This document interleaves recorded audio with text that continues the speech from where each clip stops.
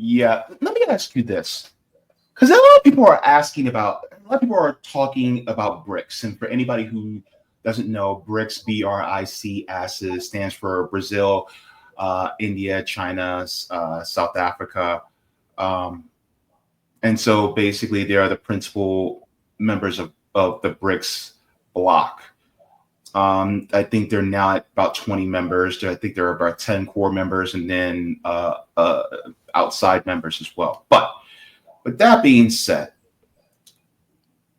do you think that the AES will be an alternative or a complement to BRICS? What is your thoughts? I hope it will be an alternative because, BRICS to me just seems like a rebranding of a situation that we're in already, right? And considering that Africa doesn't need anything, why do they need BRICS? If your currency is backed by gold, if you have natural resources that you're actually adding value to yourself, then it seems to me that you wouldn't really need that alliance for trade, especially if your currency is based on gold, which is looking like what it's going to be. Miss Andrea, good to see you. Good to have you. Good to be here. Thank you, James. Yeah, definitely. So as we met last week in person, we did. We were at the Solidarity Hub with REAL. And for anybody who doesn't know, REAL is an acronym for Revolutionary Education Action League. So they do a lot of mutual aid work out on the ground here in Orlando, really the Central Florida area.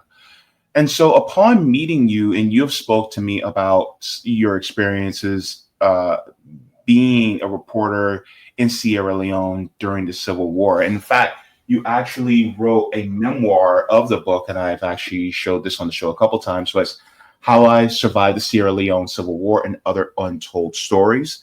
And so you authored this memoir. And so I wanted to get to that first, especially regards to your experiences, if you can, as well as some of your background as to how you got to be in that situation. Yeah, it's a kind of interesting story. I can only chalk it up to destiny. I really couldn't explain to you why it happened, but the book actually starts out in 1992. I was living in Los Angeles. I was working in the movie industry, and they had the riots, and the riots were about the beating of Rodney King. It was actually the beginning of the cell phone age. So some of the things that happened were very interesting and unique. One of the strategies that police use a lot for containing riots is kettling. And so, they had picked a certain part of the city and they say, well, this is where things are happening. But people had their cell phones and they were getting on their cell phones and giving information to people in the San Fernando Valley, in downtown Los Angeles, in the Hollywood area. And it changed everything. And one of the things that changed for me was I was working at 20th Century Fox, and I had my boss, I really realize now that he was probably bipolar. He probably had bipolar disorder. But he was a very erratic man. He would tear his office apart. And I used to think to myself, only a white man could get away with doing that. If I had acted like that while I was at work, I would have been called unprofessional and I would have lost my job. But he said something to me that day that really changed my life. We're watching things happen live on TV because it was the CNN age. And he said to me, but you're not like those other Black people, are you? And I thought to myself, how dare you say that to me? He thought he was giving me a compliment, but it made me quit my job. I stopped working there that day. And I left and I went up Century City Boulevard and there were people in their cars out of their roofs with signs that said no justice, no peace.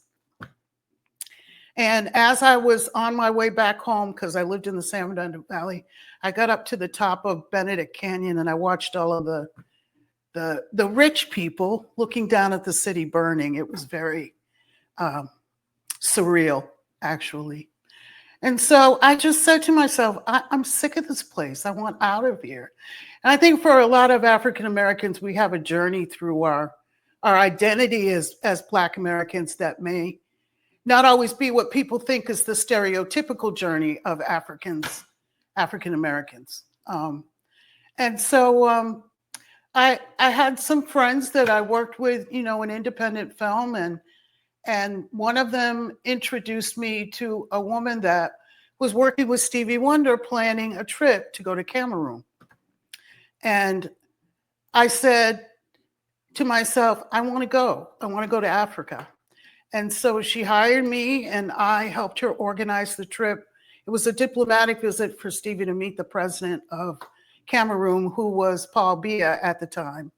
And unfortunately, he is still the president of Cameroon. So that was more than 30 years ago. The man is in his 90s. I don't even know if he can still function very well as the president, but because of imperialism, he is still the president of Cameroon. So then, after that trip, I really wanted to go back. And so I started to communicate with a friend who ended up being a sister to me about actually having Stevie go to Ghana to do a Pan-African festival called Panafest. And Panafest was really unique because it was the first time, I believe, Jerry Rawlings was president of Ghana then, that they ever actually offered to pay for Africans in the diaspora to come to the conference. And that was a really big, unique thing for me. Because I think they always expect that we're rich and that we should pay ourselves, but they paid for us to come, and we came with Stevie and a group called Sounds of Blackness. I don't know if you remember them, and a reggae group called Culture. And I had been approached before the festival to ask if I would ask the Ghanaian government to extend their ticket so that they could do a peace concert in Sierra Leone. And that was how I actually got to Sierra Leone, by going with them. So at the time, they had made a coup about the same time, maybe 2 days difference between the riots in LA. And when I got there, I don't know what I expected. I've never been afraid of soldiers because my father was a military man. And so I grew up around them. So I didn't have any apprehension about going there. So I went there and we gave the peace concert. And there was something in the place that touched me very deep inside my soul. And I decided that I wanted to stay a little while longer. So I actually went back to the Ivory Coast. And there I met some people that helped me get a job as a stringer for the Reuters news agency. And so I went back to Sierra Leone as an independent journalist hired by Reuters to actually cover what was going on inside Sierra Leone. And that was my first acquaintance with how news is disseminated throughout the world. So a lot of people don't know it, but most news organizations don't have people stationed all over the world. They use news services. One of them is Reuters. The other people might know as Associated Press or the AP. But you basically, you can up some news and then they sell it to all the other news organizations. And then that's the way that the narrative is disseminated. So I think that's the way that they managed to control narrative for a really long time that way. And so the book is more about my experience learning that they would do things like use ambiguous language and say, that's not quite what we're looking for, or can't you put something together for us? And well, if it's not that, then we can't pay you. So yeah, I mean, they do a lot of really, I guess, covert things to try and make sure that the narrative stays exactly what they want it to be. And what's interesting is that the person who's president of Sierra Leone right now, he actually made 2 coups.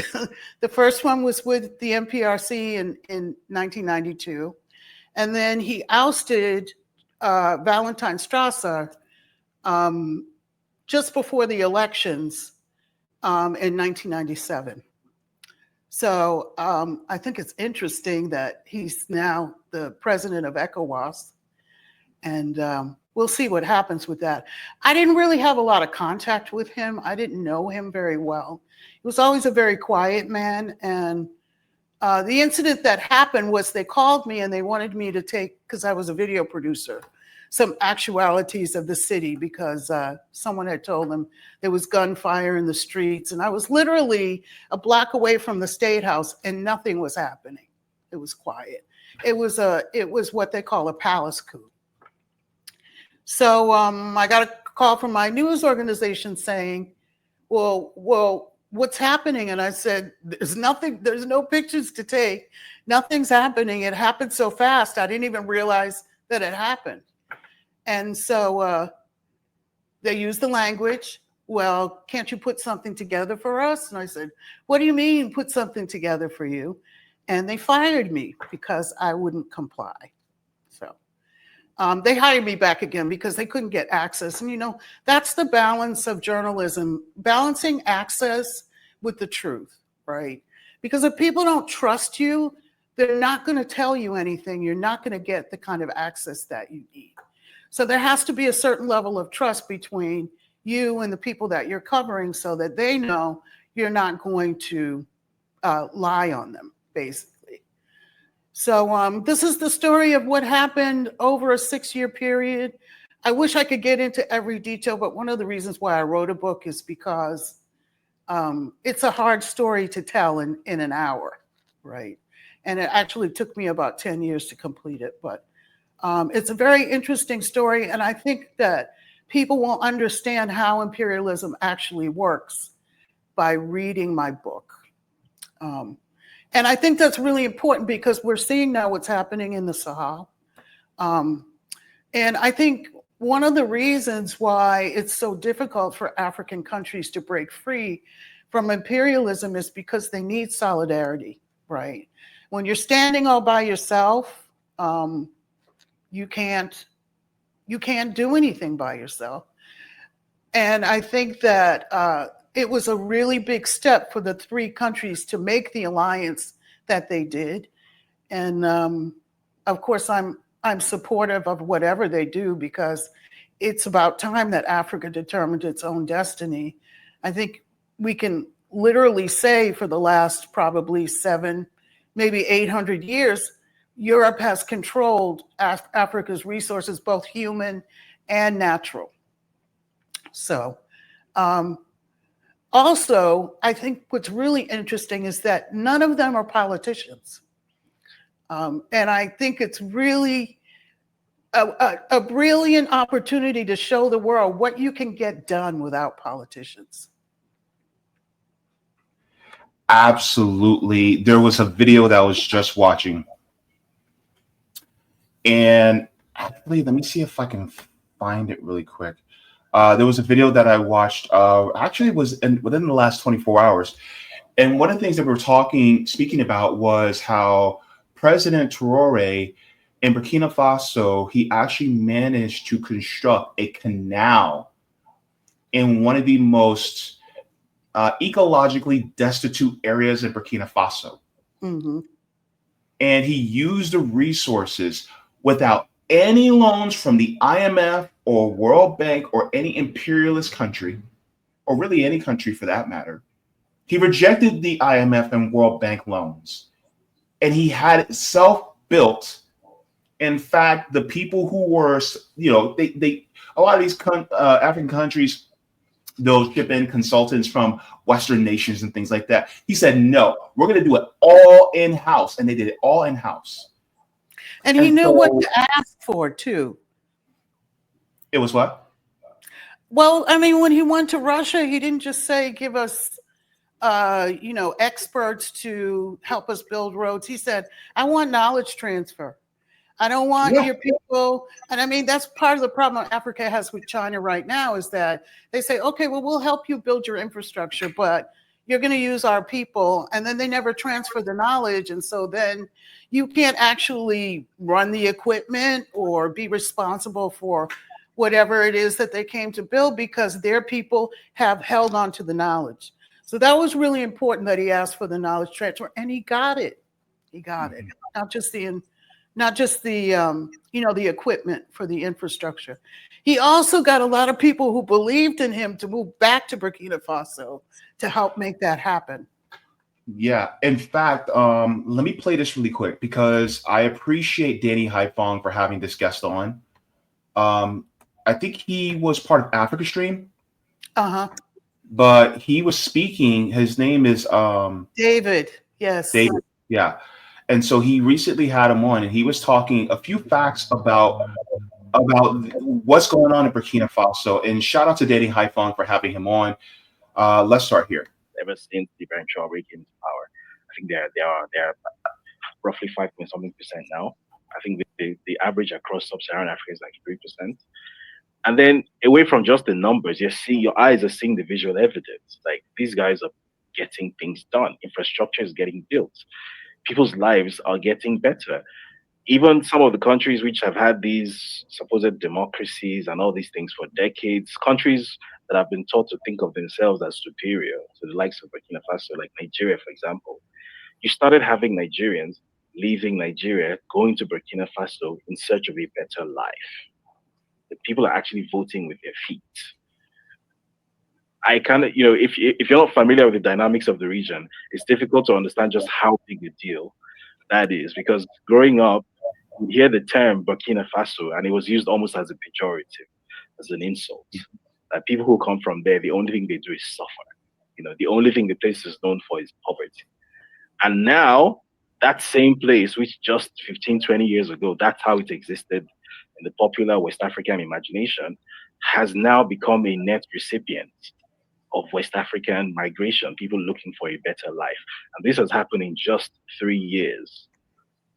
So this is basically what I would, if I can give it any US equivalent, right? That would be the equivalent of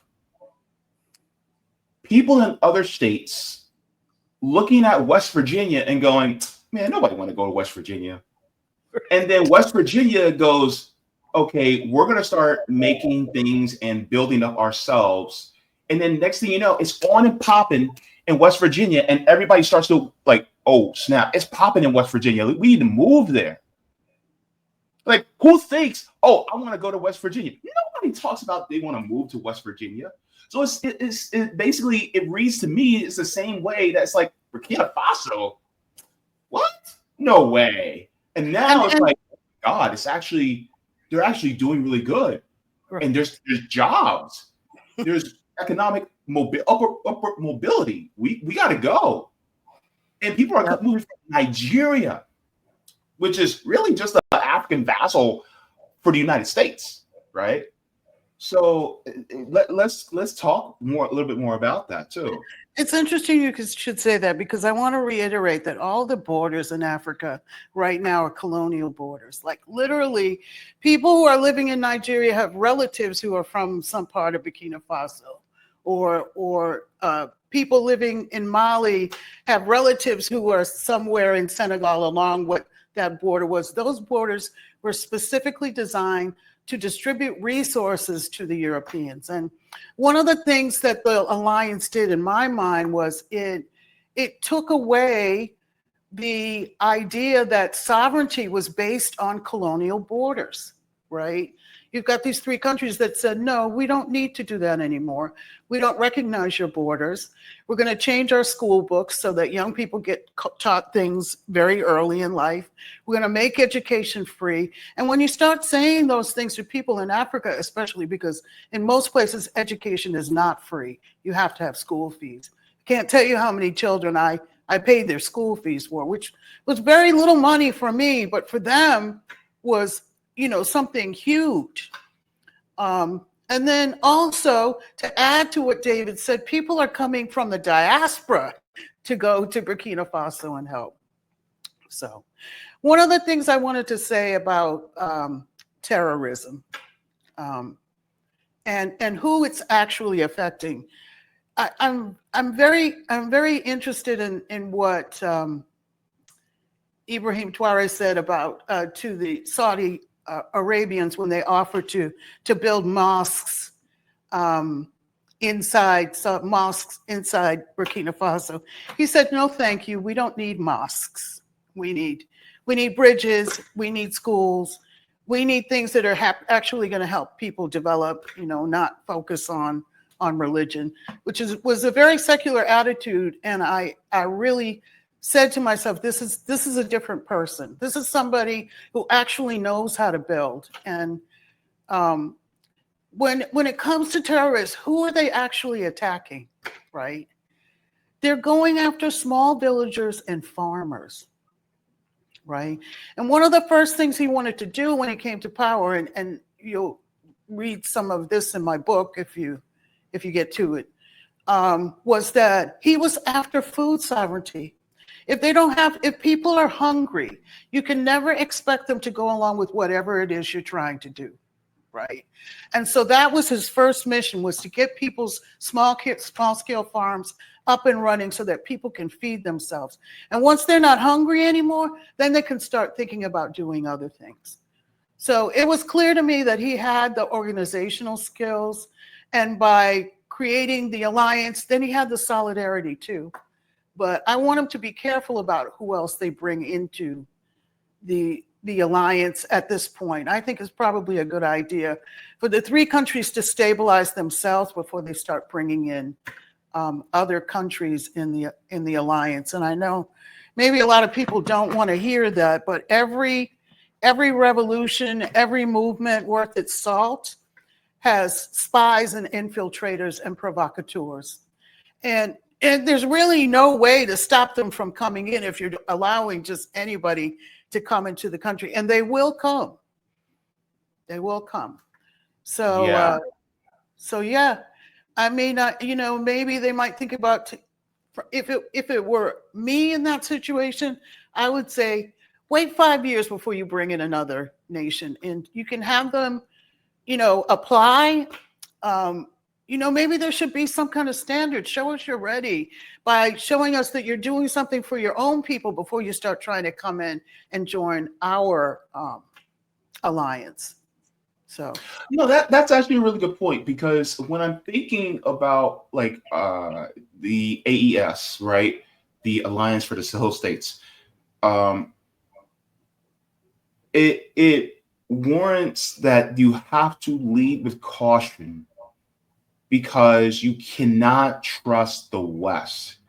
One of the great mistakes of somebody like Muammar Gaddafi was that he took the West at their word. He did. And instead of, and maybe this may sound extreme to some people, but I think Libya should have developed their own nuclear program. Maybe they should have. I'm sure Iran is thinking about it now, considering that, we literally can't be trusted. Anything that we say, no. Even if it's not intentional, we will have an election, and then there'll be a new group of people who are in power, and it completely. Maybe that's the point, right? Because we are dealing with the ruling class. We really don't have democracy in the United States, and I think that's another thing that they really got out of their mind, that they needed democracy to make their society work. And in any revolution, that's not what happens. Not even the American Revolution. That isn't what happened. Yeah, I mean, democracy will follow. It's just like, another point that I wanted to make was when he said, we don't need churches right now. We don't need mosques right now. We need roads, bridges, things like that. If you build the infrastructure that people can take care of themselves, the religion will follow. The mosques will follow, the temples will follow, the churches will follow.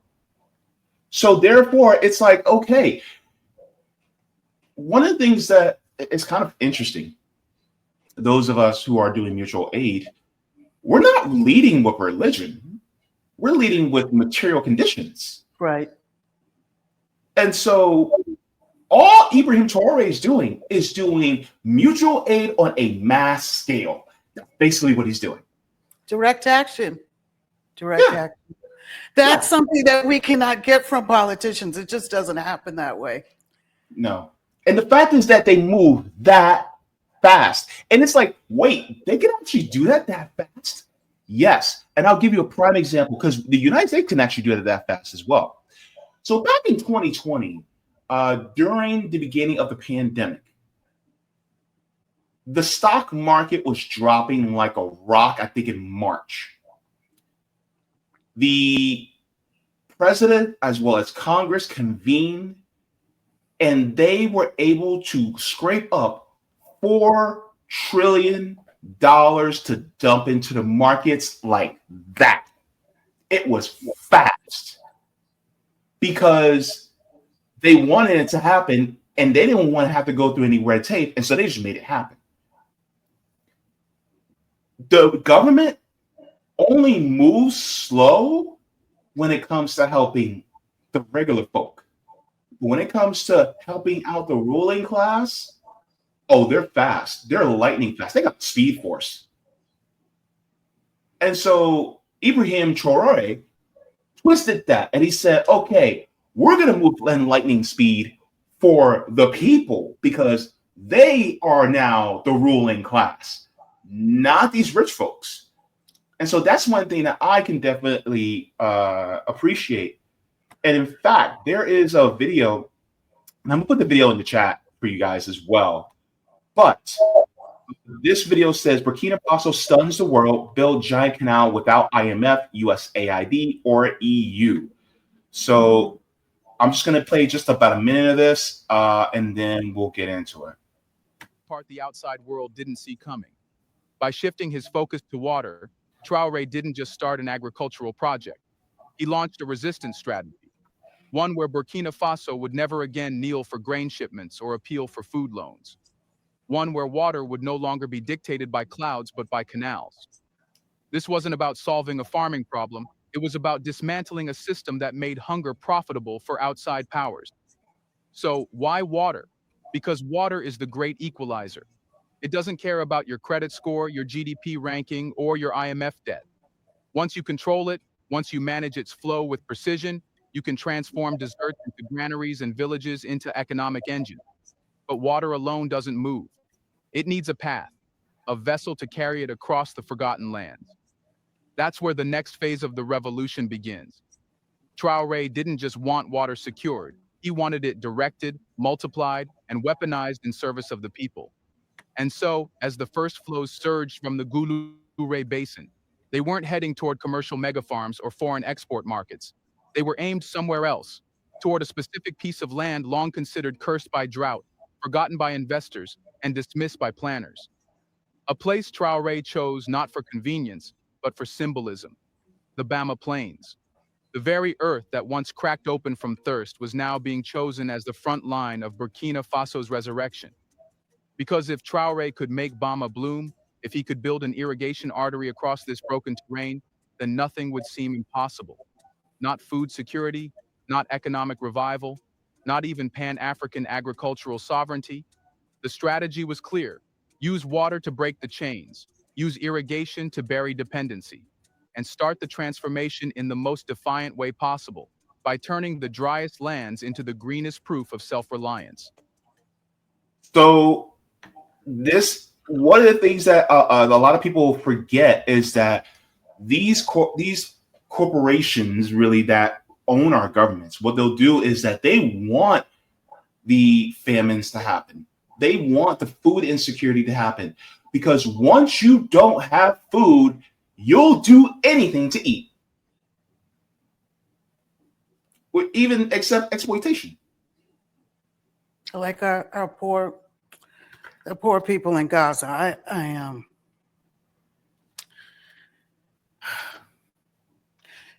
Food security is probably the most important thing he could ever focus on. And it's interesting to me, look at, when we're talking about the ruling class, look who's trying to invest in Africa. Look who's trying to sell them GMO seeds. I think it's interesting that Bill Gates is probably the largest owner of farmland in the United States right now. He has something like more than 200,000 acres.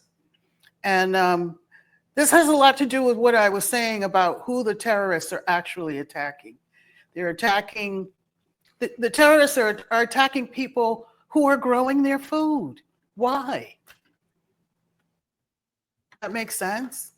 Doesn't make sense if you're looking at it from the ground level, but if you're looking at it from 10,000 feet, where the oligarchs are, yes, it makes sense.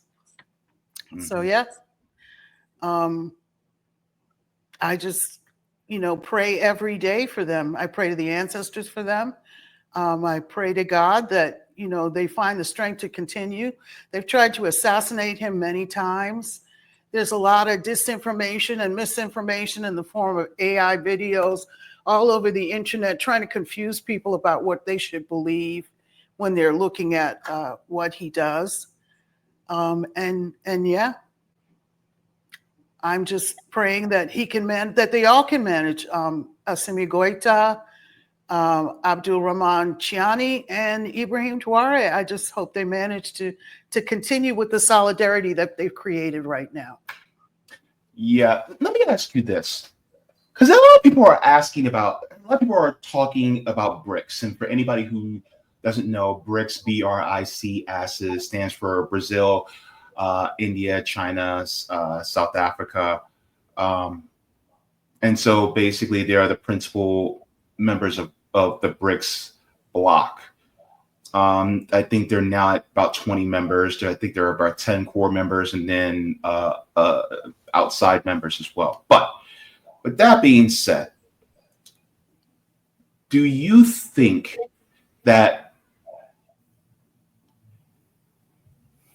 the AES will be an alternative or a complement to BRICS?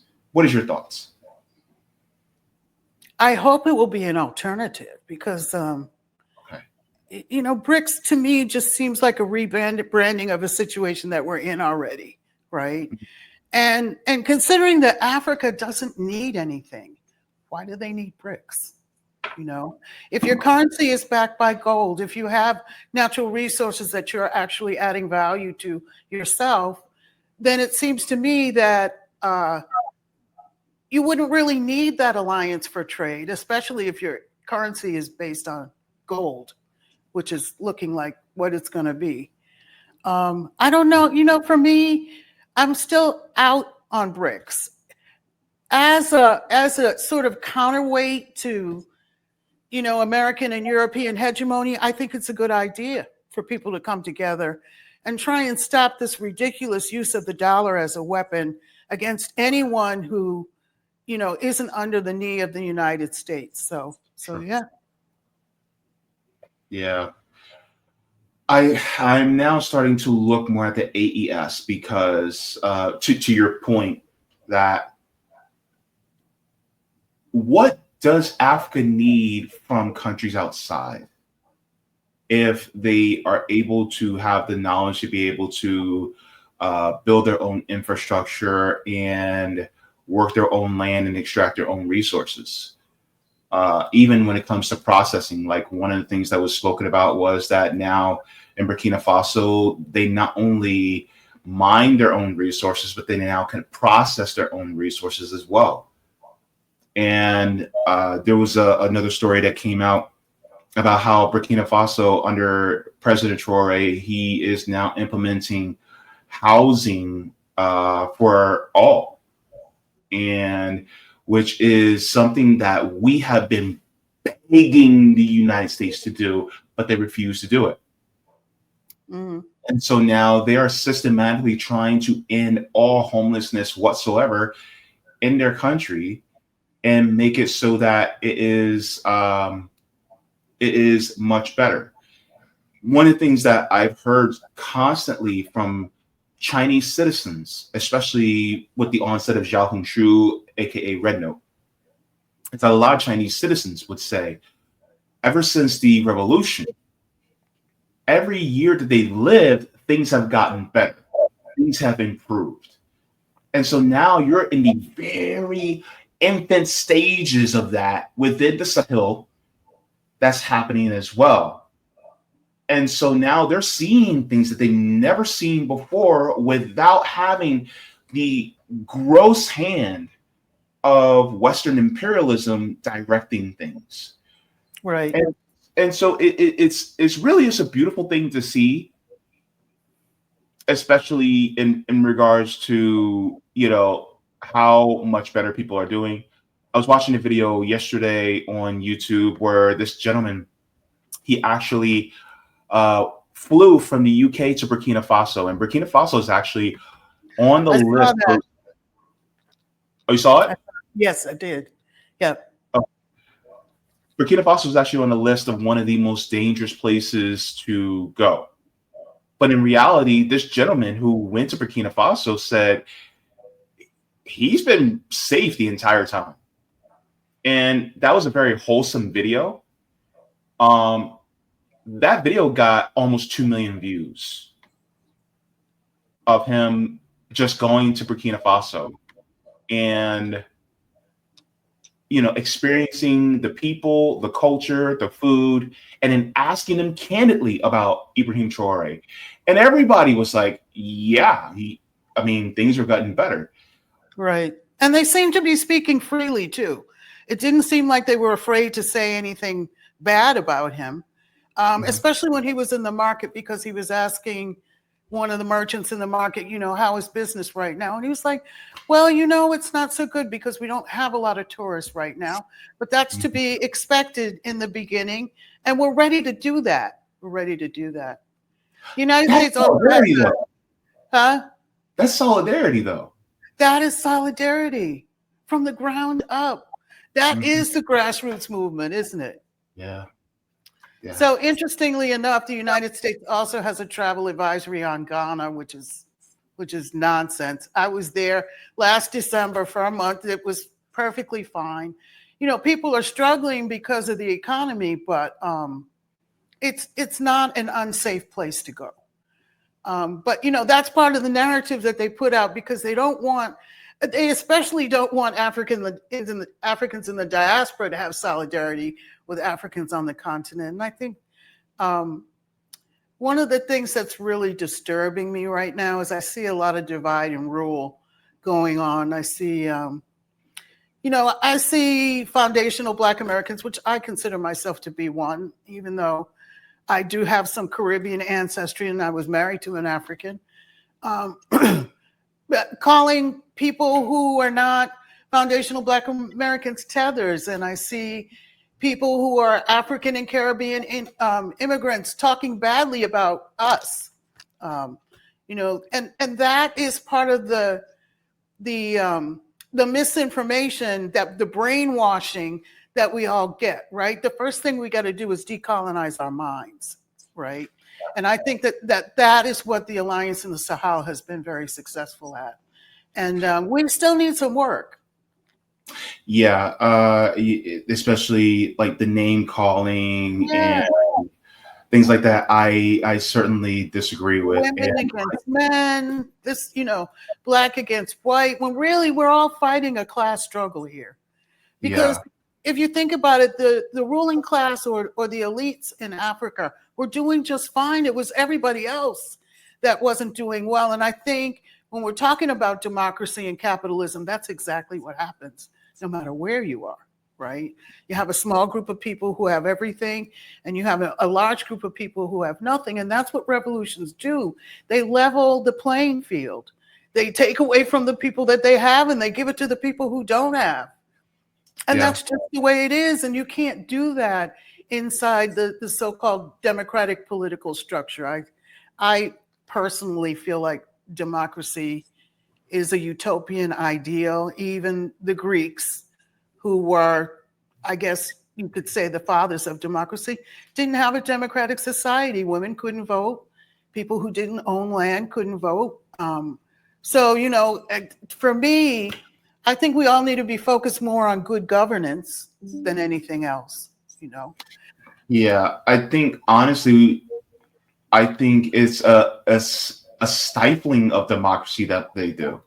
Like if you can only vote if you are a landowner, or you only can vote if you're a man, or you can only vote, and they have these certain rigid criteria, and it's like, wait a minute, like for instance, I firmly believe that democracy should be spread to the workplace. Absolutely. And that's a bridge too far for some of them, because they want to be able to have totalitarian control over the workers, so that they can own the means of production, and then the workers just, they extract the value from the workers. Right.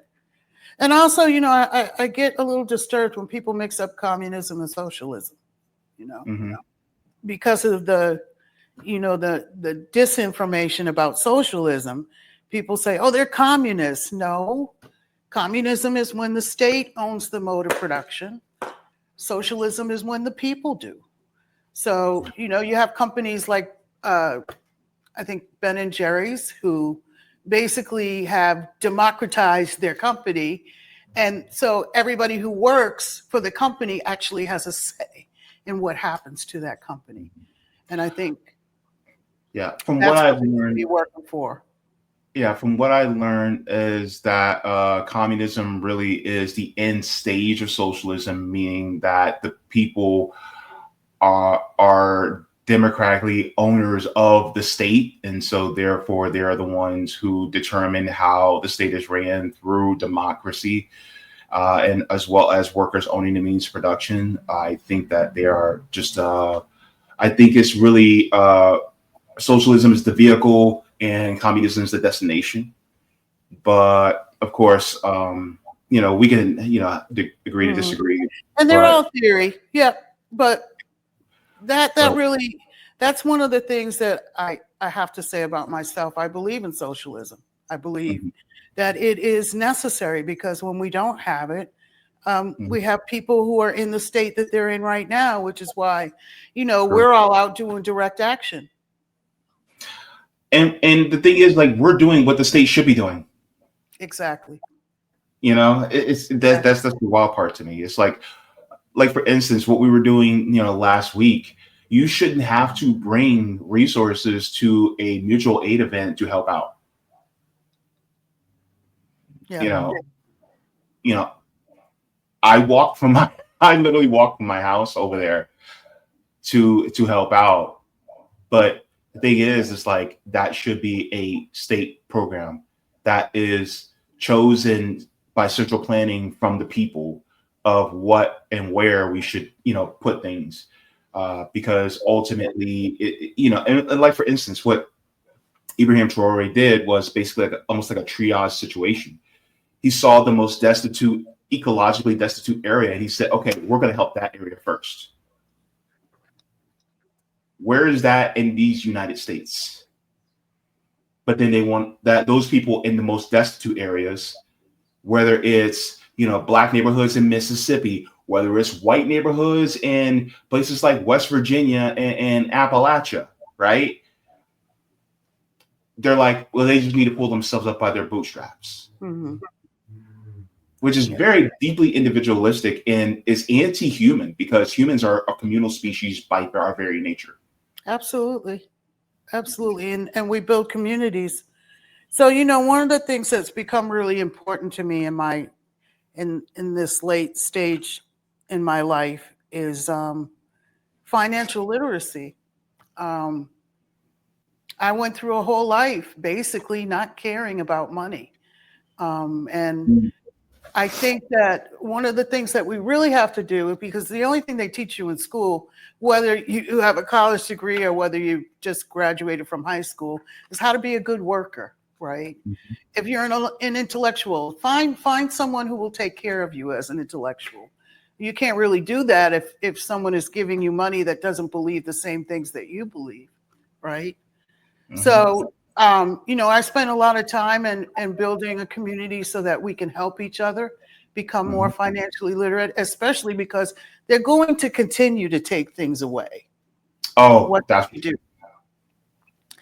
And, speaking, as a Black person, I remember when we had our own shops that were in our neighborhoods, so that the money that we brought into the community stayed there for a little while, right? But as soon as desegregation came, well, we could shop in the white stores now. So our little small businesses went out of business because nobody wanted to shop there anymore. So as communities, I think it's really important for us to build financial resources that we can share with each other.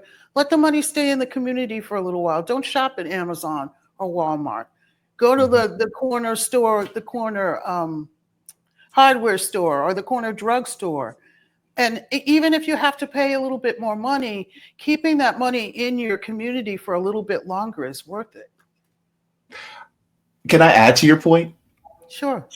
If you know of any local farmers, especially if we're Black people, especially Black Americans, if you know a Black farmer, could you directly buy the produce and the and maybe your meat from the local Black rancher or Black farmer? I don't see why not. I have a cousin who's actually a Black farmer in North Carolina, right? And he was actually working in IT like I do. And his wife, who convinced him to get this farm. And they've been living in a trailer for like 6 years. And he feels so free, and he has his own food. And they kill the pig and make bacon, and they have cows and chickens. And ribs. Ribs. Let me stop. I heard ribs in my head. I was like, uh-oh. Right. You know, his wife is actually from French Guiana. So, you know, being, you know, on a farm like that wasn't anything new for her. It was something new for him, because we're from Boston originally. We grew up in the city. But I gotta introduce you to my girl Savvy Sabs too. She lives in. Yes, I watch Savvy every week. Yep. Mm-hmm. I love her. I love her enthusiasm and her spirit, because that's what's, you know, a lot of people don't know that the person who threw the first stone in the American Revolution, his name was Crispus Attucks. Crispus Attucks, yep. Was a person of African descent. And there is a statue of him in the Boston Commons, but if you looked at it, you could never tell that he was a person of African descent. But we have a long history in Massachusetts in the freedom movement and the struggle for independence. And I just think that spirit is still in Boston. One of the things that we do in the Roxbury community is we show people how the Underground Railroad worked in Boston. And we actually were strategic about making sure that slave catchers couldn't come into our neighborhoods and steal people away. And one of the things they used to do was they made alleyways so narrow that only one person could fit through at a time, right? Wow. So if they were chasing someone, they couldn't chase them on horseback. And if they got them into the middle of the alley, they would ambush them there. So it was difficult. You know, we were organized. The Walker Letters started in Boston, Massachusetts. So I'm really proud to be from there, and I go home a lot just to remember where I come from. So I think that right there is something that I think a lot, and I'm not going to say this for everybody that is more, every Black American that's financially affluent, because there may be some that still hasn't forgotten where they came from. But from what I notice is that a lot of them seem to forget what they come from, especially in how they treat more working class or poor Black Americans. Yes. And it's There's like definitely class consciousness issues there. Definitely. That's another thing that I think that we should talk about is class consciousness among Black Americans. Because it's like, okay, well, you work at Walmart, you work at Starbucks, you drive a truck for Amazon. And it's like, okay, like that's a horrible thing, right? Like, okay, we're working to survive. Why are you demonizing me because I'm lower on the economic ladder? We should have solidarity together. Right. Because you remind me of what I once was. And I don't want to be that anymore. You remind me of what I once was. And you know what, James? I'm not going without my brothers and sisters. They're coming along with me. Okay. And that's an attitude that is in my family. We're not doing that. Yeah. But I know. Listen, I lived in Washington, D.C. for 25 years, and I saw it every single day. I mean, literally, not only is there classism, but there's also an issue of colorism as well. Yep. But I remember the first time somebody said to me, my sister went to Howard University. They said, I guess I had been at the beach all summer. You're so much darker than your sister. And nobody had ever said that to me before. Like, they didn't believe we were siblings because I was darker than my sister. And then a lot of the people who managed to sort of bring themselves up on the class ladder did it because they had federal government jobs, right? The neighborhood that I lived in Washington, D.C., was an area where people had to sign a codicil basically saying that they would not sell their homes to Black people. And a lot of Black people managed to make it into those neighborhoods by saying that they were Brazilians. So it was okay to be a little swarthy because you were a foreigner. So they would let you buy in that neighborhood. And a lot of that is still really prevalent in many, many places. And my hope is that, and I think that's probably why we see the divide between our Black politicians and the rest of us as well. They're enjoying the privileged status, that proximity to whiteness that you get when you've crossed the class line. It's like, it's okay, you can be one of us as long as you're corrupt, Gotcha. Oh my gosh. Oh my goodness, this is such a great conversation. There is a question that I do want to ask in the chat. Is that okay if I ask you this question? Yeah, sure. Okay, so Michael Pan asks to you, says, does the Black farmer own the land? What's your position on worker cooperatives in the Black American freedmen community, and how do you convince Black Americans to start one? That's a really good question. Yes, the Black farmer does own his land. What is my position on worker cooperatives?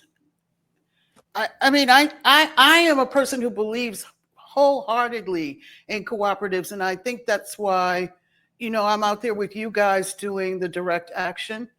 If we don't pool our money together as communities, yeah, I think that's what he means by that. Then we're not going to get anywhere.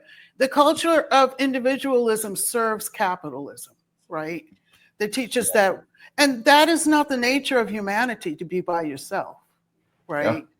Yeah. To serve the nuclear family. And once you're grown up, then you go out and move somewhere else and be a nuclear family too. And that creates, lots of income for capitalism. Yeah. Nope, you can't take care of grandma. You have to put her in a nursing home. And when you put her in there, they're going to say, what does grandma have? And if grandma has anything, they're going to take that before they put her in the nursing home. So, yeah, not only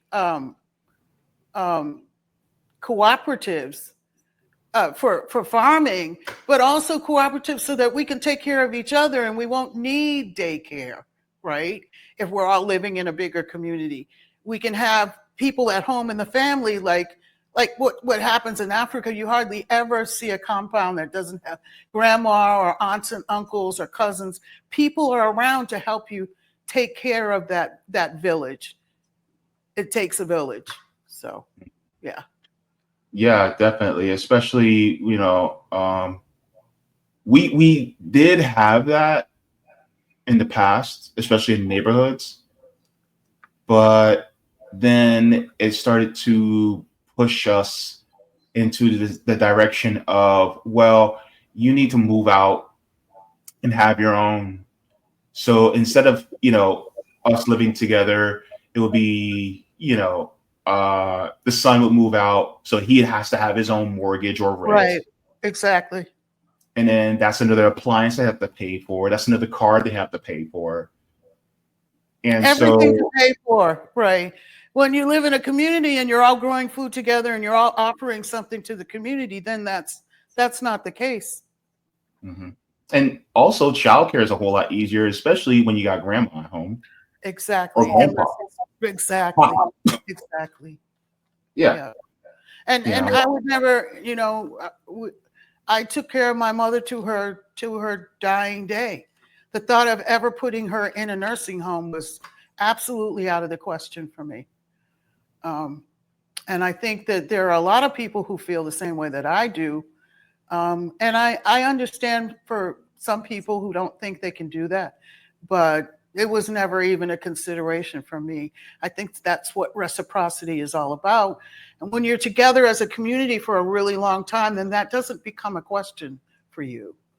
mhm. So Yeah. And that's one thing that in my family, my great grandmother was eventually put into a nursing home. And then my grandmother saw how they were treating her. And before my grandmother can get her out, she passed. And my grandmother told my mom and my aunts and uncles, do not put me in a nursing home. And so she passed without ever having to go to a nursing home. that's wonderful.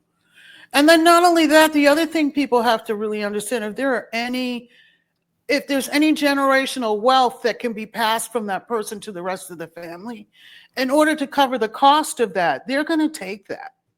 Mm-hmm. You know, Yeah. they're going to Yeah. take that.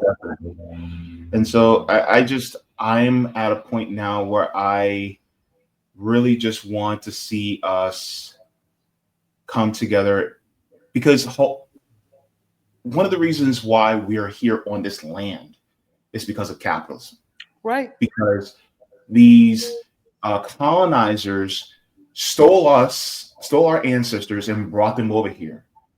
And so why would I embrace a system that subjugated my own ancestors and exploited them and continue to exploit my people all the way down to today, including myself? Why would I embrace that? It doesn't make sense. One of the reasons why Black farmers have the hard time that they do to this day is because they didn't just steal us from Africa for no reason.